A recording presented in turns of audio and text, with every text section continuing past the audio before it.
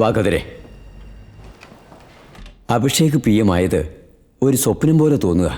സാറിനെ തെറ്റിദ്ധരിക്കരുത്. അബി സ്റ്റിലും മോട്ടീവ്ലെസ് ഇന്നസെൻ്റ് എന്നാണ് കേട്ടത്. കയറ്റത്തിൽ വെച്ച് ബ്രേക്ക് ഡൗൺ ആയ കാറ് റിവേഴ്സിൽ പോയിരിക്കാൻ വേണ്ടിയിട്ട് കയ്യിൽ കിട്ടുന്ന കല്ലെടുത്ത് ടയറിനിടയിൽ വെക്കുന്ന മാതിരി ചെറിയ പയ്യനെ PM സീറ്റിൽ പിടിച്ചിരുത്തണമായിരുന്നു സർ. എക്സാക്ട്ലി. ഈ നാട് മുന്നോട്ട് പോയില്ലെങ്കിലും കുഴപ്പമില്ല, പിന്നോട്ട് ഒരിക്കലും പോകരുത്. Good morning കദർ. അഭിനന്ദിക്കാൻ വന്നില്ലെങ്കിൽ കൂടി ആശ്വസിപ്പിക്കാനെങ്കിലും വരുമെന്ന് കരുതി. അബി സോറി, ഞാൻ ആ ഷോക്കിന് ഇതുവരെ നോർമലായിട്ടില്ല. നോ, ഒന്നും പറയണ്ട. ഈ നാടിനോട് നിങ്ങൾക്ക് യഥാർത്ഥത്തിൽ സ്നേഹം ഉണ്ടായിരുന്നെങ്കിൽ വരണമായിരുന്നു. വന്നിട്ട് ഇവരുടെ കൈയും കാലും പിടിച്ചിട്ടെങ്കിലും ഞാൻ PM ആവുന്നത് തടയണമായിരുന്നു. ചുമ്മാ ഇരിക്കാം ബി. ചുറ്റും നടക്കുന്ന കാര്യങ്ങളെല്ലാം കണ്ടിട്ട് എനിക്ക് ഭയമാകുന്നു. I am worried about your security. നീ അബിയുടെ കൂടെ നിന്നാ നന്നായിരുന്നു കദർ. കദറിന്റെ ഓർഡർ വേഗം റെഡിയാക്കുക. സർ, ഞാൻ സസ്പെൻഷനിലാണ്. നിങ്ങളുടെ സസ്പെൻഷൻ ഓർഡർക്ക് റിവോക്ക് ചെയ്യാൻ പറഞ്ഞിട്ടുണ്ട്. Please be with me. From now you are my principal security adviser. Okay?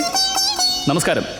എല്ലാവർക്കും സുഖമാണോ? ഞങ്ങൾക്ക് സുഖമാണോ എന്നുള്ളതല്ല പ്രശ്നം, നാടിൻ്റെതാണ്. പെട്രോൾ വില എവിടെയോ എത്തി. അതിനെന്ത് ചെയ്യാൻ സാധിക്കും? അത് ആക്ച്വലി ഇപ്പോ സ്റ്റേറ്റ് ഗവൺമെന്റിനോട് ടാക്സ് കുറയ്ക്കാൻ ആവശ്യപ്പെട്ടിട്ടുണ്ടെന്ന് പറയും സാർ. അനധികൃതമായ മൈനിങ് കാരണം കർഷകരാകെ പ്രതിസന്ധിയിലാണ്. അതിനെന്ത് പരിഹാരമാണ് നിർദ്ദേശിക്കുന്നത്? ആ പ്രോജക്റ്റിന്റെ നല്ല വശങ്ങൾ ജനങ്ങളെ പറഞ്ഞ് മനസ്സിലാക്കി കൊടുക്കും എന്ന് പറയൂ സർ. ഒരു ഭാഗത്തൊരു ചൈന നമ്മൾ ആക്രമിക്കാൻ തയ്യാറാകുന്നുണ്ട്. അതിനെന്ത് ചെയ്യാൻ പറ്റും? ഇത്രയും ചെറിയ പ്രായത്തിൽ ഈ പദവിയിൽ ഇരിക്കുന്ന എന്ത് യോഗ്യതയാണുള്ളത്?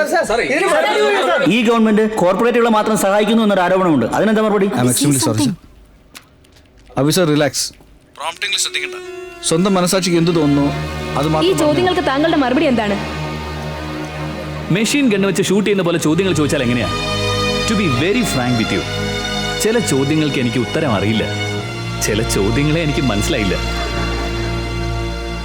ബാബറിന് ശേഷം ഹുമയൂൺ അക്ബർ എന്ന് പറഞ്ഞ് പരമ്പരയായി നാട് ഭരിക്കാൻ ഇതൊരു നാട്ടുരാജ്യമല്ല. പരമ്പരയായി അപ്പുപ്പൻ, മകൻ, ചെറുമകൻ എന്ന് കണ്ടിന്യൂ ചെയ്ത് വരാൻ ഇതൊരു സിദ്ധവൈദ്യശാലയും അല്ല. ചരിവിൽ നിൽക്കുന്ന കാറിന് പെട്ടെന്ന് കയ്യിൽ കിട്ടുന്ന കല്ല് വെച്ച് തട വെക്കുന്നത് പോലെ പാർട്ടിയെയും രാജ്യത്തെയും രക്ഷിക്കുന്നതിന് വേണ്ടി എന്നെ ഈ PM പോസ്റ്റിലേക്ക് തിരികെ വെച്ചിരിക്കുക.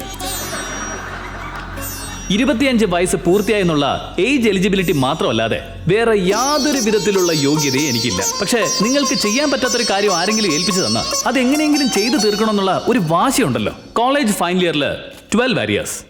നീ ഇത് ക്ലിയർ ചെയ്യാനായി 5 വർഷം എടുക്കുമെന്ന് അച്ഛൻ എന്നെ വെല്ലുവിളിച്ചു. അടുത്ത സെമസ്റ്ററിൽ തന്നെ എല്ലാം ക്ലിയർ ചെയ്തെടുത്തു. അതുപോലെ തന്നെ ഒരു ബംഗാളി പെണ്ണിനെ കറക്കിയെടുക്കാനായി ഒരൊറ്റ ആഴ്ച കൊണ്ട് ബംഗാളി പഠിച്ചെടുത്തു. ഏത് നാട്ടിലാണ് സർ? എന്നിട്ട് എന്തായി സാർ? സോ നിങ്ങൾക്ക് ഹെഡ്ലൈൻസിന്റെ കൂടെ ബ്രേക്കിംഗ് ന്യൂസും കിട്ടിയില്ലേ? I will make it more interesting for you guys. അതിനുശേഷം മലയാളം, പഞ്ചാബി, ഗുജറാത്തി ഒക്കെ പഠിച്ചു ഞാൻ. ഇപ്പോൾ ഏത് ഭാഷയാണ് സർ പഠിച്ചുകൊണ്ടിരിക്കുന്നത്? What's your mother tongue? Telugu sir. Why? ഞാൻ പഠിക്കാൻ തയ്യാറാ. എന്നെ പഠിപ്പിക്കാമോ? Okay, jokes apart. ഈ വിത്ത് മുളയ്ക്കും പൂക്കും എന്ന വിശ്വാസത്തോടെ വിതച്ചതാണ്. അത് മുളച്ചോ ഇല്ലയോ എന്ന് ഡെയിലി മണ്ണ് മാന്തി നോക്കരുത്. ഞാൻ ചന്ദ്രകാന്ത വർമ്മയുടെ വിത്ത. ഒരിക്കലും കരിഞ്ഞു പോവില്ല. Please give me some time. Jai Hind.